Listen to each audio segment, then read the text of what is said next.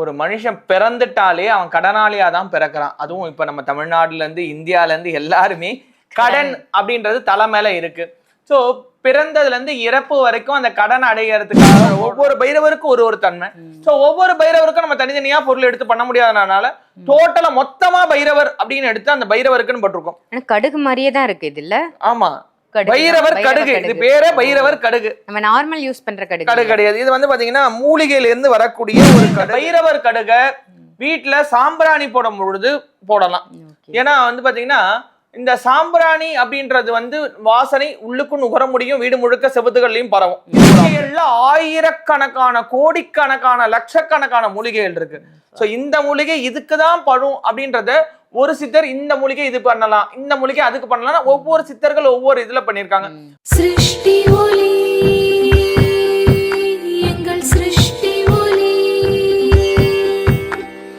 சிருஷ்டி ஒளி எங்கள் சிருஷ்டி ஒளி, வாழ்வை மாற்றும் சிருஷ்டி ஒளி. சிருஷ்டி ஒளி சொந்தங்கள் அனைவருக்கும் அன்பான வணக்கங்கள்.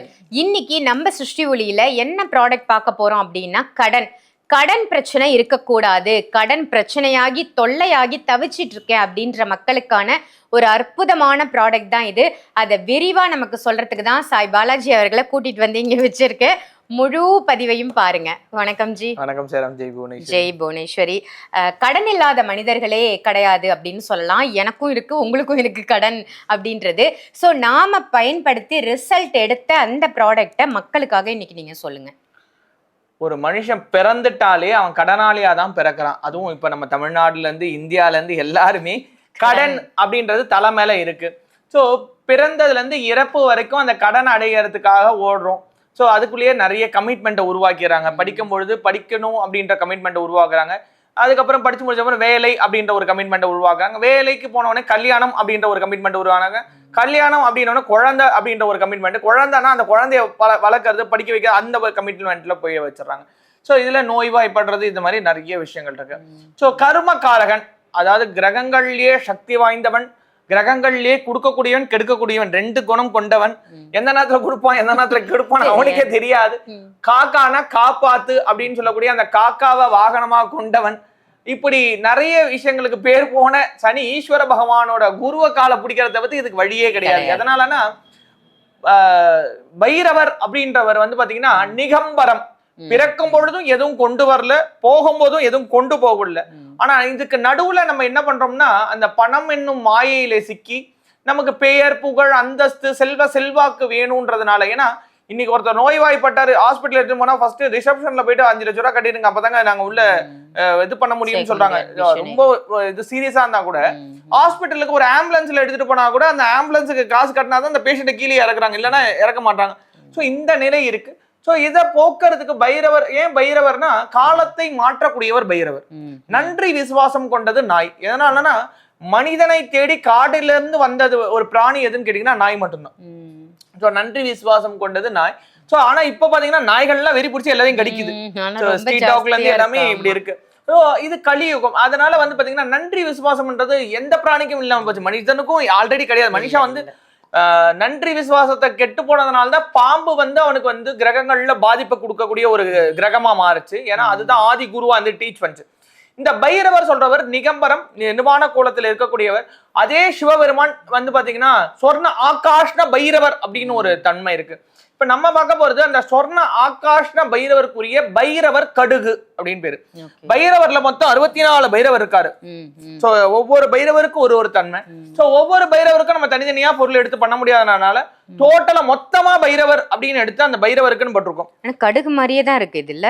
ஆமா, பைரவர் கடுகு. இது பேரே பைரவர் கடுகு. நம்ம நார்மல் யூஸ் பண்ற கடுகு கிடையாது. இது வந்து பாத்தீங்கன்னா மூலிகையில இருந்து வரக்கூடிய ஒரு கடுகு.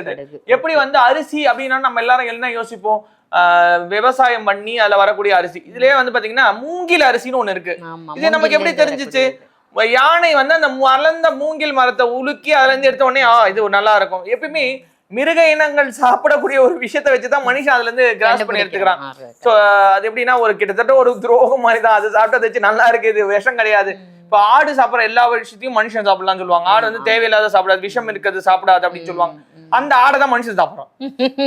So, அந்த மாதிரி இந்த கடுகு வந்து பாத்தீங்கன்னா கடுகு சிறுத்தாலும் காரம் குறையாது அப்படின்னு ஒரு பழமொழி இருக்கு. எதனாலன்னா ஆள் பாக்கிறதுக்கு சின்னதா இருக்க நினைக்கிறேன், அடி ஒண்ணு அம்மி மாதிரி இருக்கும் அப்படின்னு. நம்ம வாழ்க்கையில இருக்கிற கஷ்டத்துக்கு தீர்வு தேடி நம்ம அலையும் பொழுது நிறைய பொருட்கள் இருக்கு. நான் தான் சொல்றேன், ஆன்மீகம்ன்றது ஒரு பெரிய கடல். சோ அந்த கடல் அப்படின்ற இதுல அந்த சமுத்திரத்துல உங்களுக்கு வந்து பாத்தீங்கன்னா ஒவ்வொரு குருமார்கள் வராங்க. ஒவ்வொரு குருமார்களுக்கு கோடிக்கணக்கான சிஷ்யங்கள் வராங்க. அந்த கோடிக்கணக்கான சிஷ்யனுக்கு கோடிக்கணக்கான டிவோட்டிஸ் வராங்க. அந்த கோடிக்கணக்கான சிஷ்யங்கள் என்னன்றாங்க, குரு சொன்ன ஒரு விஷயத்த பல வகையில பிரிக்கிறாங்க. தோசைன்றது ஒன்னா இருக்கும் பொழுது பீட்ரூட் எசன்ஸ் ஊத்துனா அது பீட்ரூட் தோசைன்றான், கேரட் தோசைன்றான், இத மாதிரி ஆகுது. அந்த மாதிரி மூலிகைகள்ல ஆயிரக்கணக்கான கோடிக்கணக்கான லட்சக்கணக்கான மூலிகைகள் இருக்கு. சோ இந்த மூலிகை இதுக்குதான் படும் அப்படின்றத ஒரு சித்தர் இந்த மூலிகை இது பண்ணலாம், இந்த மூலிகை அதுக்கு பண்ணலாம், ஒவ்வொரு சித்தர்கள் ஒவ்வொரு இதுல பண்ணிருக்காங்க. அதே மாதிரி அதுக்கு மந்திரம் இருக்கு, அதுக்கு வந்து வழிபாடு முறை இருக்கு, அதுக்கு காப்பு கட்ட இதுவும் இருக்கு, ஒவ்வொரு மூலிகைக்குமே இருக்கு. சோ இத வந்து குரு வழியில நம்ம வந்து பைரவர் கடுகை எடுத்து அந்த பைரவருக்குனே உரித்தான 64 பைரவருக்கும் பூஜை பண்ணிருக்கோம். சோ ஒரு பைரவர் 2 பைரவர் 64 பைரவருக்கும் பூஜை பண்ணிருக்கோம். 64 பைரவிக்கும் இதுல பூஜை இருக்கு. அதனாலதான் இதுக்கு பேர் பைரவர் கடுகன்னு பேரு. இதோட விலை பாத்தீங்கன்னா ரொம்ப ரொம்ப கம்மி, 150 ரூபா தான். 150 தான். எதனாலனா சிருஷ்டி ஒளி அப்படின்னம்னா தரம், சிருஷ்டி ஒளின்னா உங்களுக்கு வந்து நம்பிக்கை, சிருஷ்டி ஒளின்னா பிரச்சனை தீர்க்கக்கூடிய ஒரு அற்புதமான ஆன்மீக ஸ்தாபனம். இது வரைக்கும் நம்ம கிட்ட வந்து பாத்தீங்கன்னா பயனடைஞ்சவங்க கோடிக்கணக்கா பேர். அதனாலதான் சிருஷ்டி ஒளி ஒரு ஃபேமிலி அப்படின்னு சொல்லுவேன். அதனாலதான் நம்ம கூப்பிடும் பொழுது நம்மளோட அந்த ஃபங்க்ஷனுக்கு கூட எல்லாருமே குடும்பத்தோட வந்தாங்க. நான் ஒரு தனிநபரா யாரும் வரல, குழந்தை குட்டி எல்லாம் தூக்கிட்டு தான் வந்தாங்க அந்த வெயில்லையும். சோ அந்த மாதிரி நம்மளால முடிஞ்ச அளவுக்கு எவ்வளவுக்கு எவ்வளவு சர்ச் பண்ணி, எவ்வளவுக்கு எவ்வளவு ரிசர்ச் பண்ணி, எவ்வளவுக்கு எவ்வளவு கம்மி பட்ஜெட்ல கொடுக்க முடியும். ஒரு ருத்ராட்சமே நம்ம 300 ரூபாய்க்கு கொடுக்கும்போது இதெல்லாம் வெளியில அதிகமா இருக்கே சார், நீங்க என்ன சார் 300 ரூபாய்க்கு கொடுக்குறீங்க? நம்ம பொறுத்த வரைக்கும் ஆன்மீகம்ன்றது எல்லார் இடத்துலயும் இருக்கணும். இது வந்து மதம் கிடையாது, வாழ்க்கை. சோ ஒவ்வொரு நாளும் நம்ம குளிக்கிறது எப்படியோ, நம்ம வந்து ட்ரெஸ் மாத்திக்கிறது எப்படியோ, நம்ம சாப்பிடுறது எப்படியோ, அதே மாதிரிதான் இறை வழிபாடும் அப்படிதான். சோ நம்ம கடையில 50 ரூபாயில இருந்து ஆரம்பிச்சு லட்சம் ரூபாய் வரைக்கும் பொருள் இருக்கு. ஒவ்வொரு பொருளையும் ஒவ்வொரு விதமான தீர்வு இருக்கு. சோ நான் இவ்வளவு ரூபாய் கட்டி நான் இவ்வளவு பொருள் வாங்கினேன், ஆனா இன்னும் மாற்றம் வரலன்னு திடீர்னு 150 ரூபாய் கொடுத்து பொருள் வாங்கினா டக்குனு மாற்றம் வந்துரும். அதனாலதான் பெரிய பொருள் நமக்கான தீர்வு இருக்குன்ற தேடுதல் தான். அதாவது விரய செலவு அப்படின்னு ஒண்ணு இருக்கு, சுப செலவுன்னு ஒண்ணு இருக்கு. சோ ஜாதக ரீதியா சொல்லுவாங்க, உங்களுக்கு வந்து 7.5 வரப்போது, அது விரைய செலவு ஆக்கிறதுக்கு நிறைய வாய்ப்பு இருக்கு. உடனே நீங்க கடை வாங்கி ஒரு வீடு வாங்கிடுங்க, அதுல வர வருமானத்தை வச்சு இந்த வீடு லோனை கட்டிடுங்க. அவர் சொல்லிடலாம், நான் கூட சொல்லிடலாம். சோ அந்த இதுல அவங்க வாங்கி பண்றது ரொம்ப டிஃபிகல்ட் மேன். சோ இதை வந்து 2 விதமா ஒண்ணு, இந்த பைரவர் கடுகை வீட்டுல சாம்பிராணி போடும் பொழுது போடலாம். ஏன்னா வந்து பாத்தீங்கன்னா இந்த சாம்பிராணி அப்படின்றது வந்து வாசனை உள்ளுக்கும் நுகர முடியும், வீடு முழுக்க செபத்துகள்லயும் பரவும். இது ஒரு ஆப்ஷன். சோ மேக்சிமம் நம்ம வீட்டுல வந்து சாம்பிராணியில போட்டா ரொம்ப விசேஷம். சோ நம்மளோட செட்ல வந்து சாம்பிராணி வாங்கும் பொழுது 138 மூலிகை சாம்பிராணி, வெள்ளை குங்குலியம், கருப்பு குங்குலியம், வியட்நாம் பால் சாம்பிராணி, இந்தோனேஷியா பால் சாம்பிராணி, செய்வினை நிவர்த்தி சாம்பிராணி, வெண்கடுகு, பைரவர் கடுகு, அதுக்கப்புறம் வந்து செய்வினை நிவர்த்தி சாம்பிராணி, இந்த மாதிரி 9ல இருந்து 10 விதமான சாம்பிராணி கொடுக்குறோம் நம்ம செட்ல செட்டாவே. சோ அதுல தனியா வாங்குறவங்களும் இருக்காங்க. இப்ப நம்ம தனியா இதை எக்ஸ்போஸ் பண்ணிருக்கோம். 64 பைரவரோட ஆசீர்வாதத்தை பரிபூர்ணமா பெற்று தரது இல்லாம கிரக கோளாறா இருந்தாலும், செய்வினை கோளாறா இருந்தாலும், உங்களுக்கு செய்வினையில வந்து பாத்தீங்கன்னா அதுக்குன்னே தனி சாம்பிராணி பண்ணி. எப்படின்னா நார்மல் டாக்டர் பாக்குறது, ஸ்பெஷலிஸ்ட் டாக்டர் பாக்குறது, நார்மல் ஸ்பெஷலிஸ்ட் அந்த மாதிரி இருக்கு.